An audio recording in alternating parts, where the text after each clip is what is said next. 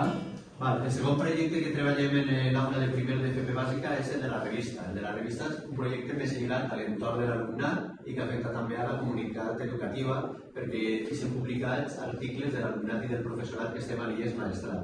Els encarregats de fer la revista som el curs de primer d'FP bàsica, aplicant els coneixements del Writer, i m'agradaria que també ho explicaré a l'alumnat. Lucian, tu us podries explicar com comencem a treballar en la revista? Què fem? Vam començar fent la revista con el professorat. Ens va dir que cada un tindria que fer el seu projecte en el programa informàtic Geucam. De la portada, de la revista. Entonces, cada un quan se feia el seu propi, al final el més votat per tots els professors del centre era l'elegit per a la revista. I seria la portada que figuraria com a plan de la nostra revista. Si recordes, aquesta és la teva revista, si podem filmar-la. Aquesta és la caràtula que va fer Lucian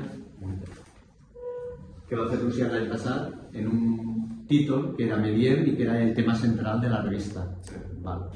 I quin programa vas utilitzar per a fer aquesta caràtula, aquesta portada? El Canva. Te va agradar treballar en aquest programa? Sí, bastant xulo. T'agrada el disseny? Sí.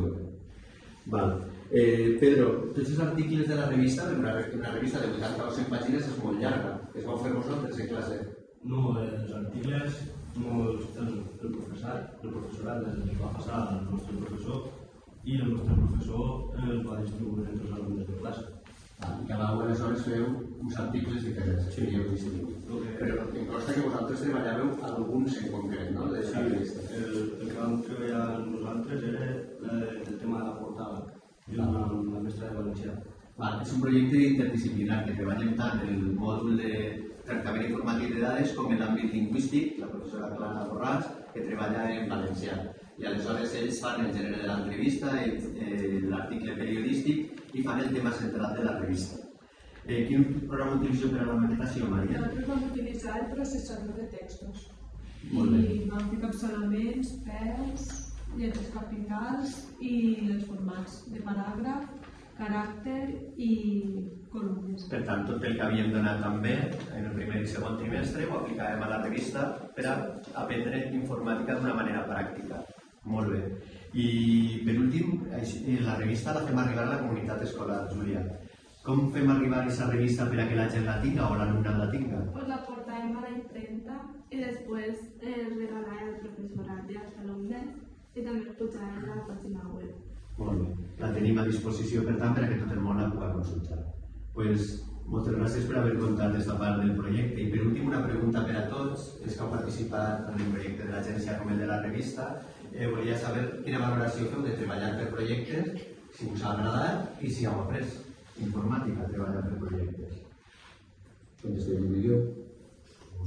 Aprendre de manera més divertida i més pràctica. Sí, més pràctica i divertida, i també la part de la creativitat la mira més i és més creativa i més... no és tan pesada, diguéssim. I també anedim el que estava dient un poc abans, li dona realitat.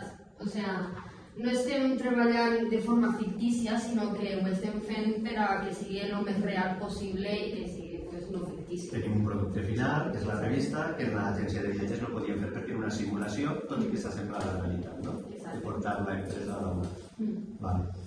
Voleu dir alguna cosa més? No. Moltíssimes gràcies per haver participat i per haver contat això a la gent que ha vingut a veure-vos.